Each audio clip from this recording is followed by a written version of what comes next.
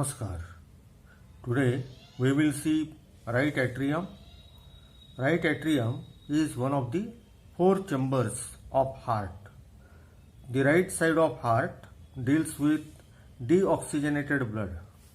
The right atrium is the receiving chamber, means it receives venous blood from all parts of body, from the upper part of body via the superior vena cava, from the lower part of body via the inferior vena cava, and from the heart itself via the coronary sinus.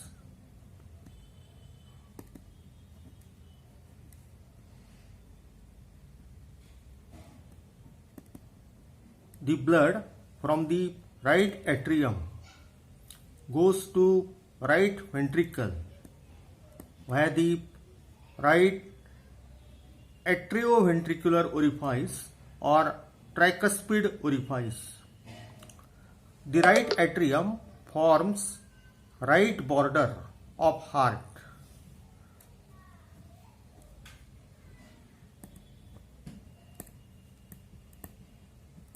The right border extends from the opening of superior vena cava to the opening of inferior vena cava. Along the right border on the surface lies a groove called as sulcus terminalis. And inside the right atrium, corresponding to sulcus terminalis, lies a smooth muscular ridge called as crista terminalis.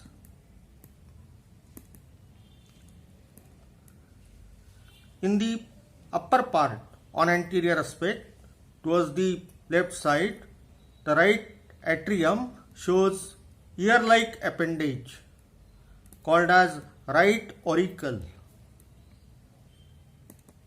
So right auricle is part of right atrium. This is the arch of aorta.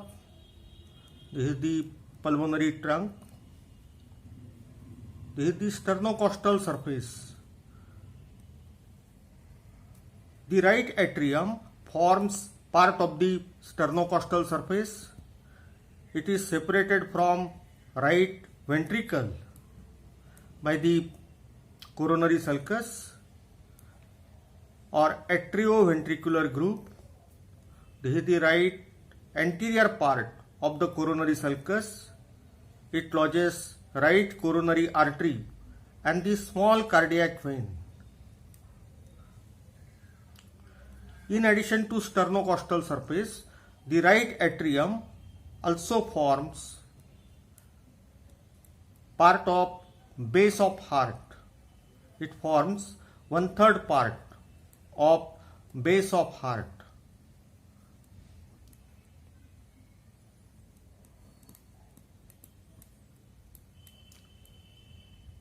And the right atrium is separated from left atrium by the interatrial groove.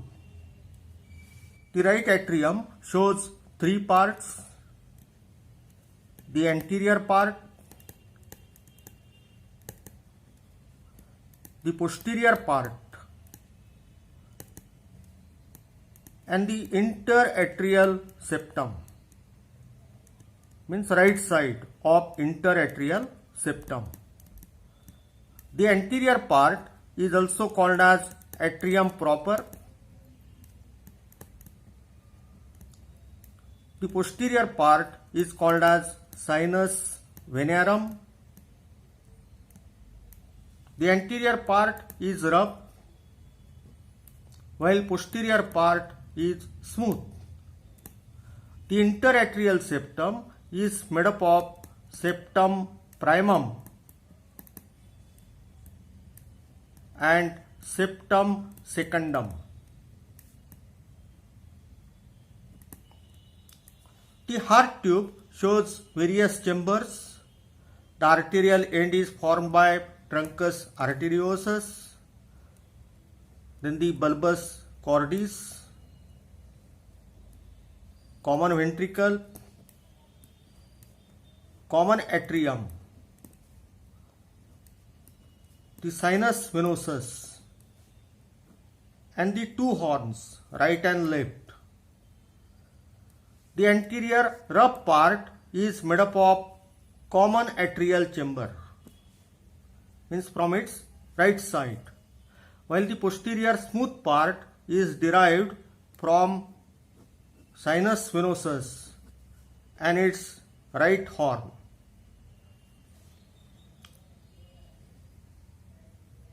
This is the atrial chamber.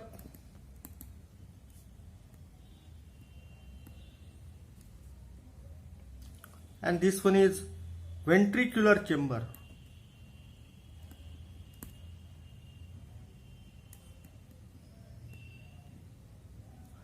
This is the atrioventricular cushion.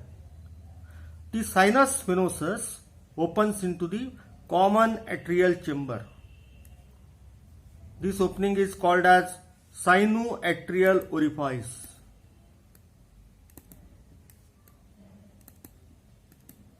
The sinoatrial orifice is guarded by right and left venous falls. The right venous fall give rise to three things, and these three things are crista terminalis, the wall of inferior vena cava, and the wall of coronary sinus. From the roof of common atrial chamber begins septum primum. It grows towards AV cushion and the upper part breaks. Then develops septum secundum. The septum primum and septum secundum forms the interatrial septum. Till birth, there lies a space between septum primum and septum secundum. It is called as foramen ovale. After birth, pressure in the left atrium increases and septum primum touches septum secundum to close the foramen ovale. If the foramen ovale remains patent, it is called as patent foramen ovale, then the venous blood from the right atrium mixed with arterial blood of the left atrium, leading to cyanosis.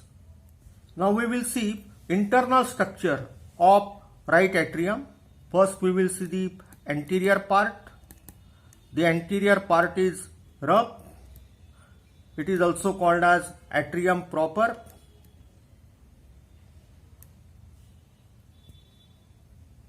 The rough anterior part shows a smooth muscular ridge. It is called as crista terminalis. The crista terminalis begins from the upper end of interatrial septum. It passes anterior to opening of the superior vena cava, and in front of the superior vena cava here lies the SA node in the crista terminalis. The crista terminalis is continuous with the wall of inferior vena cava. Extending from crista terminalis, there are parallel muscular ridges, and these muscular ridges are called as musculi pectinati.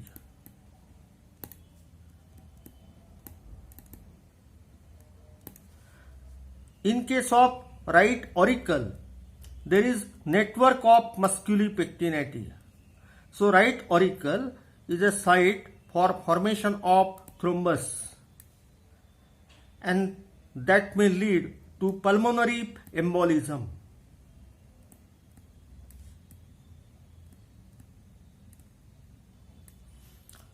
The posterior part of right atrium is smooth. It is also called as sinus venerum. It shows various openings. In the upper part, there is opening of superior vena cava. In upper and posterior part, there is no wall to the opening of superior vena cava. But during the embryonic life, there lies one intervenous tubercle. And this intervenous tubercle directs the blood of superior vena cava towards the right ventricle via the right AV orifice. In the lower posterior part, there is opening of inferior vena cava. Along the anterior margin, it is guarded by a semilunar wall. This wall of inferior vena cava is also called as Eustachian wall. During the embryonic life, the Eustachian wall directs the blood from inferior vena cava to the left atrium via the foramen ovale. On the left side of opening of inferior vena cava, there is opening of coronary sinus, and this opening is guarded by a semicircular wall. This wall of coronary sinus is also called as Thebesian wall. The right AV orifice is guarded by three cusps. The anterior cusp, it is largest, the posterior cusp, and the septal cusp. These cusps opens towards right ventricle. Extending from septal cusp towards the margin of coronary sinus, there is tendon of Todaro. And bounded by tendon of Todaro, margin of the septal cusp and anterosuperior margin of coronary sinus, here lies the triangle of Koch.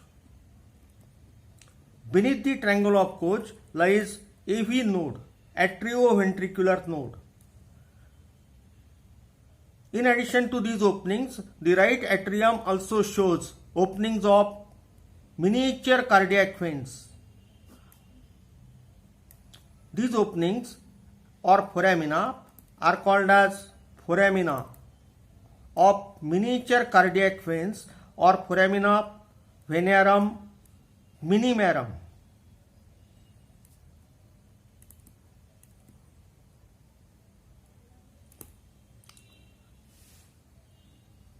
The anterior part and posterior part are separated by the curved muscular ridge called as crista terminalis. The third part of right atrium is the interatrial septum. The interatrial septum is formed by septum primum and septum secundum. Above the opening of inferior vena cava, there is an oval depression. This depression is called as fossa ovalis. The fossa ovalis represents septum primum. The fossa ovalis is guarded anteriorly, superiorly and posteriorly by the limbus fossa ovalis.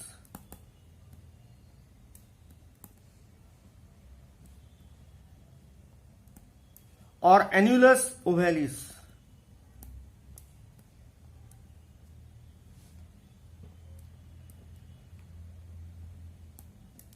This limbus fossa ovalis or annulus ovalis represents the lower edge of septum secundum. The anterior edge of limbus fossa ovalis is continuous with left horn of the wall of inferior vena cava. Means the wall of inferior vena cava is continuous towards right side with crista terminalis and towards left side with limbus fossa ovalis. Thank you.